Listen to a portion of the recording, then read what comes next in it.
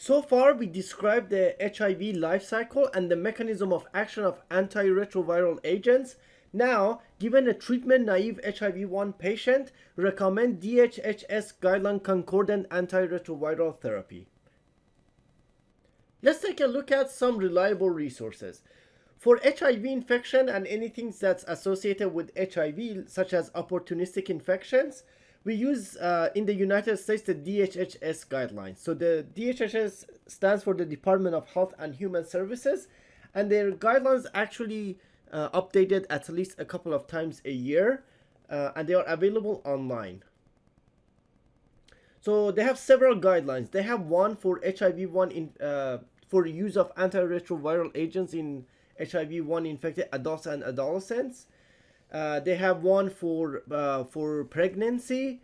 They also have a couple on pediatrics. The focus of this presentation is on adult in HIV. They also have a guideline for pre-exposure prophylaxis and a couple on post-exposure prophylaxis, along with CDC guidelines for diagnosis of HIV. Let's take a look at diagnosis of HIV. These are the recommendations from the 2014 CDC guidelines. Since 2014, it's been recommended to use an assay that's a combination of antigen antibody, and these are antigen and antibodies from both HIV-1 and HIV-2. And if this does not test positive, so if it's non-reactive, now assuming that the patient has not had a risky behavior in the previous 15 to 20 days, then we can confidently conclude that the patient does not have HIV. And this test has a very high sensitivity and specificity. It does take some time for the body to make antibodies and for the antigen levels to increase in the plasma levels. Therefore, if someone has just been exposed to HIV, this test is unlikely to detect it. Now, if someone does test positive, we don't know if it's HIV-1 or HIV-2. So therefore, we need to do another assay, which is an antibody differentiation, to figure out if this is HIV-1, HIV-2, or both. If antibodies for HIV-1 are detected but not HIV-2, we can conclude that the patient has HIV-1. If the antibodies for HIV-1 are negative but HIV-2 is positive, we can conclude that the patient has HIV-2. If both of them are positive, then the patient actually is co-infected with HIV-1 and 2. And if neither of them test positive, now we have a problem, because initially the antigen antibody tested positive, but now we didn't find HIV-1 or 2. Now, to resolve this issue, we actually need to do nucleic acid test. A nucleic acid test is a lot more accurate because instead of antigen or antibody, it actually detects the HIV RNA. So if this tests positive, then we can conclude that the patient has HIV. And currently in the US, HIV-2 is not common. So the nucleic acid tests that are FDA approved are only for HIV-1. Now, if this patient does not test positive, we can conclude that the patient does not have HIV-1. And this is assuming that the patient did not have risky behavior in the past week. So it typically takes about 6 days for the RNA levels to go high enough for this test to actually detect it. This nucleic acid test is a qualitative test, so it basically tells you if the RNA is there or not. Regardless, when someone is tested positive, we actually need to do PCR in order to quantify the viral load. The primary reason that this algorithm exists is because these antigen antibody assays are actually more affordable than the nucleic acid test. So if you're using it for screening purposes, where majority of patients will actually be non-reactive, this is a more cost-effective way of screening people. And then people who test positive will actually end up with more tests and possibly nucleic acid tests, which are more expensive. Let's take a look at HIV serology profile. So here on the x-axis, we're looking at time in units of days from the time of HIV infection. So you can see that when someone gets infected, it takes some time for RNA levels to become detectable. And as time goes on, as technology advances, our assays actually become better and better. So with the current nucleic acid test that we have, it can actually detect it a little sooner, about 7 days. But you can see this figure is from the 2014 CDC guidelines that they say about it takes about 10 days for RNA levels to be detectable in plasma. And this would be, so in order to detect this RNA, we would have to use nucleic acid test, which is the most expensive compared to the other assays that we have. Now, as time goes on, as we approach about, let's say 15 to 20 days, that's when the P24 antigen becomes detectable.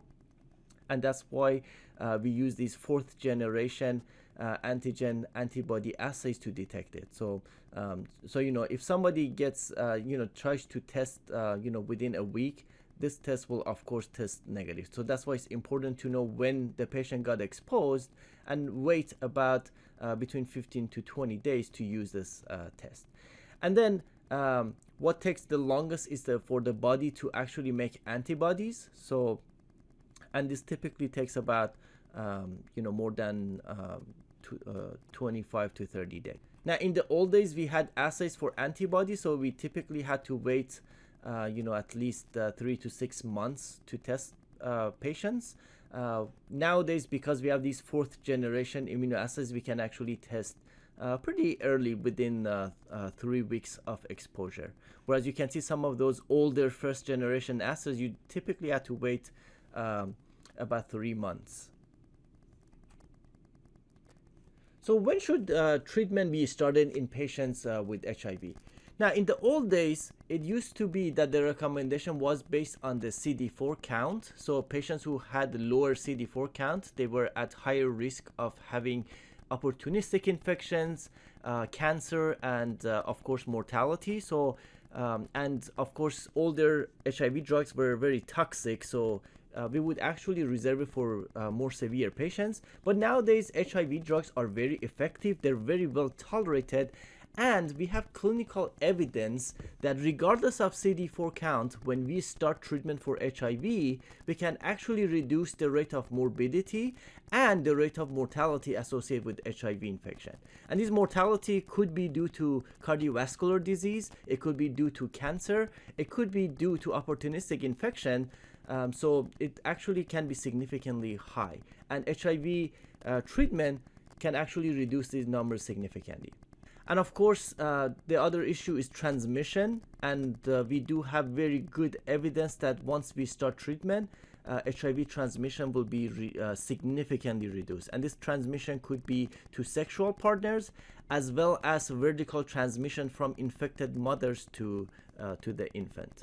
Now, the December 2019 update of the DHHS guidelines recommend initiating ART immediately. So immediately means basically the same day that the patient is diagnosed with HIV, or as soon as possible after HIV diagnosis. And this is because it has been shown to increase uptake of ART and linkage to care, as well as achieving viral suppression faster in individuals and improve the rate of virologic suppression in patients with HIV.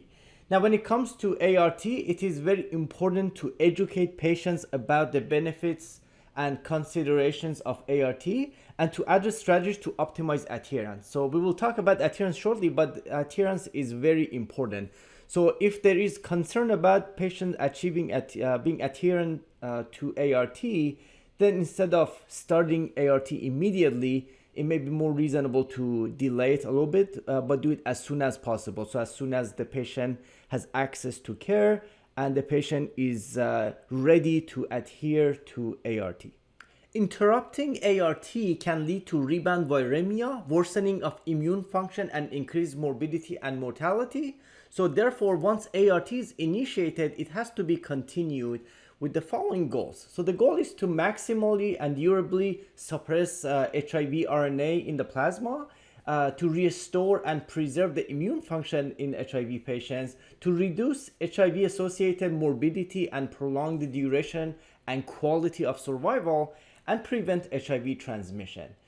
Now, it is common that once ART is initiated, because these regimens are very effective, that the patient can actually achieve viral load reduction within the first 12 to 24 weeks of therapy. So within 12 to 24 weeks of initiating ART, the viral load should be undetectable. And recent data has shown that in patients who have a viral load of less than 200, so in general, less than 50 is considered undetectable. So even anything less than 200, studies have shown that the rate of transmission is basically non-existent. So now we say the slogan U equals U, so undetectable equals untransmittable. And this has serious consequences when it comes to the stigma that's associated with HIV. So we're starting a new culture of U equals U, because as long as a patient is taking their ART and the viral load is undetectable, then they cannot transmit it to their partner. Now, generally speaking, majority of first-line regimens that are recommended follow this rule that you need a backbone plus a third agent. So we use 2 nukes or 2 nucleotide reverse transcriptase inhibitors as a backbone plus a third agent. So it's important to have this combination in order to prevent HIV from developing resistance. And generally speaking, we have 3 backbones that are commonly used. So we have Epzicom, which is a combination of lamivudine and abacavir. We have Truvada, which is emtricitabine and tenofovir disoproxil fumarate. And we have Descovy, which is a combination of emtricitabine and tenofovir alafenamide. And I'll explain what's the difference between tenofovir disoproxil fumarate and tenofovir alafenamide shortly.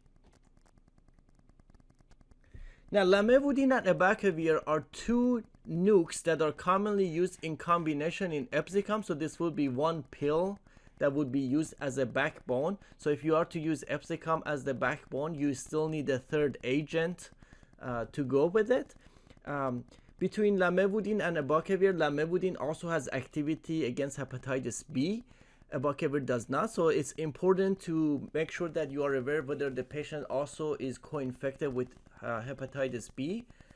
Because, for example, if we are using something that covers hepatitis B and then later you decide to switch it to something that does not cover hepatitis B, the patient can have reactivation of Hep B and possibly Hep B flares, which could potentially be fatal.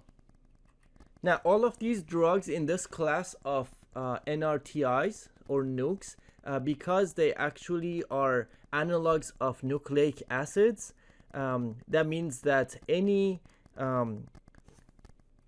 RNA or DNA transcriptase can or polymerase can actually use this. So especially with the older NRTIs that we no longer use, they had an affinity for human mitochondrial DNA.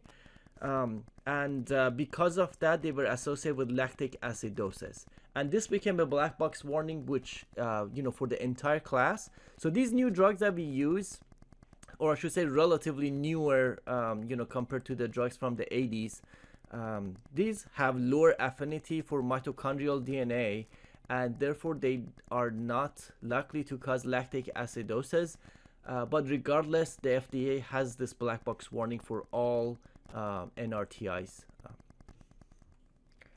One thing that's specific with abacavir, before anybody can be started on abacavir, we should actually do a genomic polymorphism test of HLA-B5701, and you should only start abacavir if someone tests negative for HLA-B5701.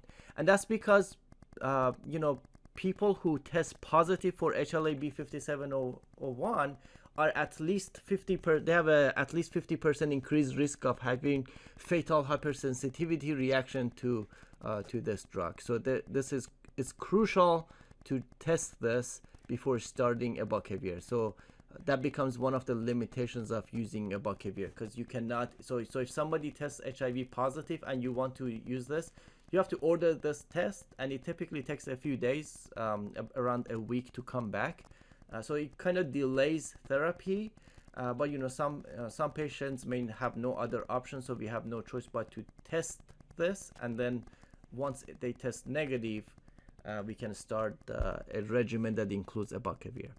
Now, all NRTIs are renally cleared except abacavir. So abacavir is actually cleared hepatically. So You may need to dose adjust it in patients with mild hepatic dysfunction, whereas all other NRTIs actually need to be renally adjusted. So, for example, lamivudine, creatine kinase cutoff is 50.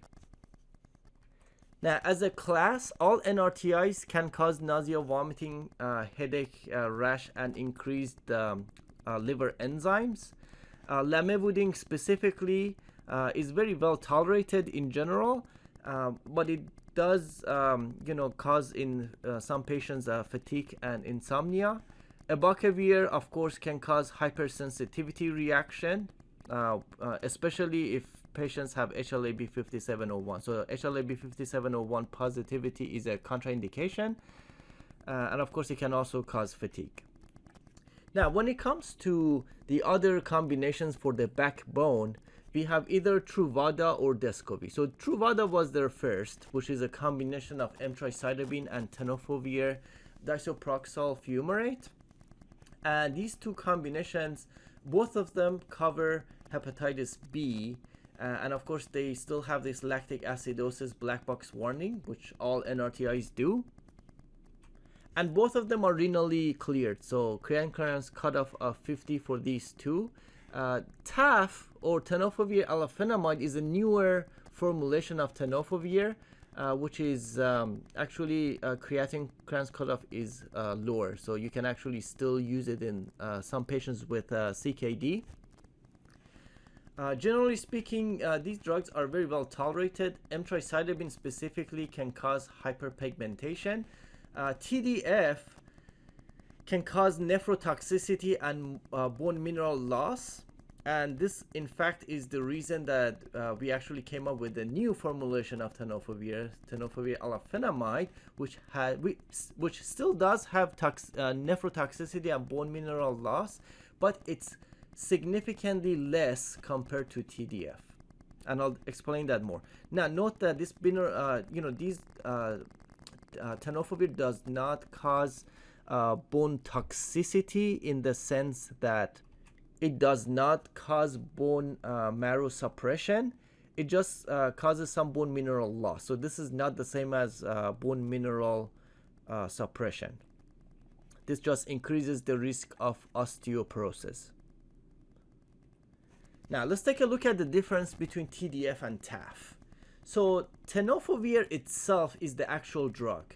Tenofovir is the actual drug that's an analog of a nucleotide, and that's what needs to go inside the target cell to block HIV replication. The problem is when you orally take tenofovir, it's actually not absorbed. So this part is the GI tract, and when you take a pill of tenofovir, you would like it to be absorbed and go into the blood, and then the blood, in the circulation, HIV actually is inside the CD4 cell. So the target cell is the CD4 cell. That's where HIV replicates.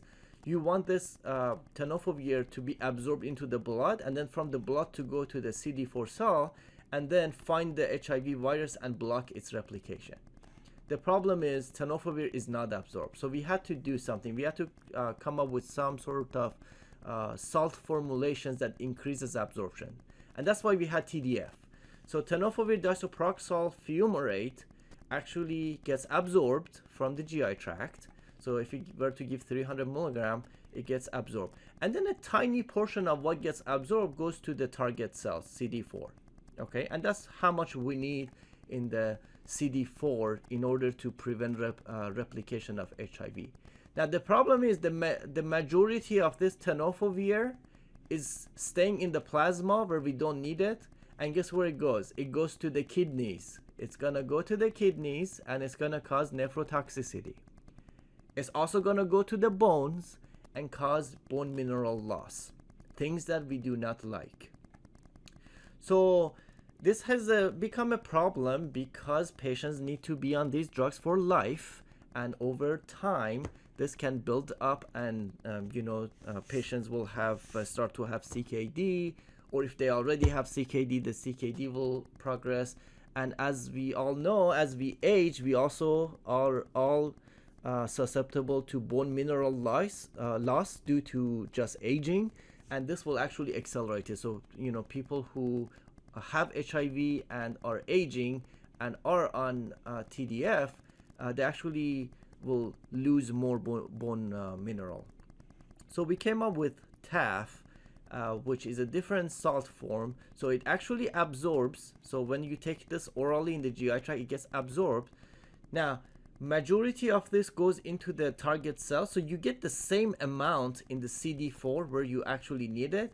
And then a tiny portion of it stays in the blood where it's going to go to the kidneys and it's going to go to the bones and it's going to cause some toxicity. But because this is a significantly lower concentration in the blood than compared to TDF, it has significantly less nephrotoxicity and bone mineral loss. And therefore, we're starting to use more and more TAF compared to TDF because the efficacy is the same, because you get the exact same amount in the CD4 cell. And that's exactly why you see a huge difference in the dose. So TDF you need 300 milligram and TAF you need 25 milligram in most regimens, unless you have like a inhibitor where you would use a 10 milligram. So if you have cobicistat in the regimen, for example, you will see 10 milligram.